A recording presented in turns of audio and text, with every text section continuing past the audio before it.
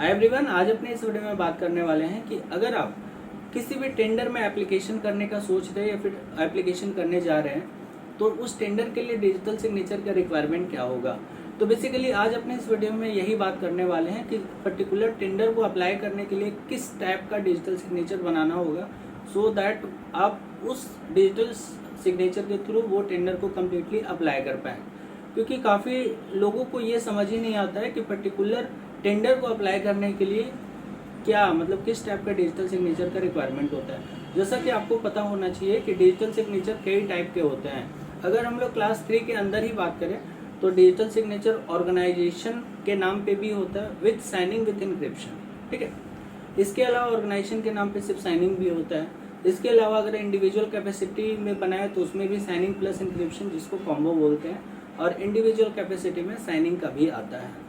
अब बात ये आ जाता है कि सर हम कौन सा डिजिटल सिग्नेचर बनाए सो दैट हम अपने टेंडर के लिए अप्लाई कर पाएँ।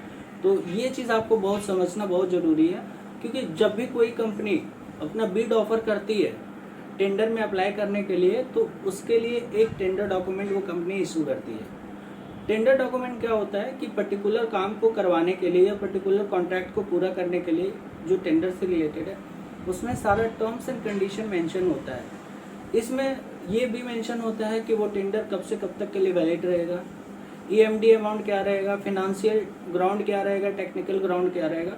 उसी के साथ साथ वो टेंडर डॉक्यूमेंट में डिजिटल सिग्नेचर को लेकर के भी एक क्लॉज मेंशन होता है जिसमें लिखा रहता है कि ये पर्टिकुलर टेंडर को अप्लाई करने के लिए किस डिजिटल सिग्नेचर की आवश्यकता है।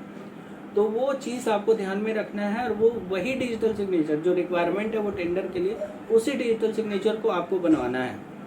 से फॉर एग्जांपल अगर आपने इंडिविजुअल कैपेसिटी में डिजिटल सिग्नेचर को बना लिया लेकिन टेंडर में रिक्वायरमेंट था ऑर्गेनाइजेशन कैपेसिटी में, तो इट इज़ वेरी ऑब्वियस कि वो जो आपने डिजिटल सिग्नेचर इंडिविजुअल कैपेसिटी में बनाया वो काम नहीं करेगा आपका टेंडर के लिए।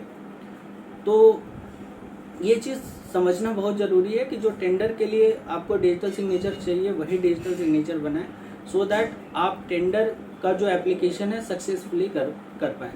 अगर आप एक कॉन्ट्रैक्टर या फिर टेंडर में डील करते हैं तो आपको पता ही होगा एक टेंडर मिलने का इम्पोर्टेंस कितना होता है। तो इसीलिए समय से पहले और मेरा रिकमेंडेशन ये रहता है कि अगर आपको बिड में एप्लीकेशन करना है, टेंडर के लिए अप्लाई करना है, तो आप समय से पहले डिजिटल सिग्नेचर को बनवा लें। क्योंकि कई साइट्स में ऐसा भी होता है कि टेंडर जो डिजिटल सिग्नेचर है मिनिमम 24 आवर्स पहले बना होना चाहिए, ठीक है, तभी वो रजिस्ट्रेशन हो पाता है साइट पे। तो वो चीज़ से भी तो इसलिए टेंडर अगर आज है तो आप 2-3 दिन या फिर जितना मैक्सिमम पहले हो सके तो वो आप डिजिटल सिग्नेचर इवन टेंडर भी अप्लाई कर लें सो दैट आप लास्ट मोमेंट का वेट ना करें, सो दैट आप टेंडर को सक्सेसफुली अप्लाई कर पाएँ। कई लोग ऐसे होते हैं जो लास्ट मोमेंट का वेट करते हैं और हो सकता है उनको जो डॉक्यूमेंट चाहिए होगा या फिर जो डिजिटल सिग्नेचर का रिक्वायरमेंट है वो पूरा नहीं हो पाता, तो उनके हाथ से टेंडर निकल जाता है, वो अप्लाई ही नहीं कर पाते। जब वो टेंडर अप्लाई ही नहीं कर पाएंगे तो उनको अलॉट भी नहीं होगा।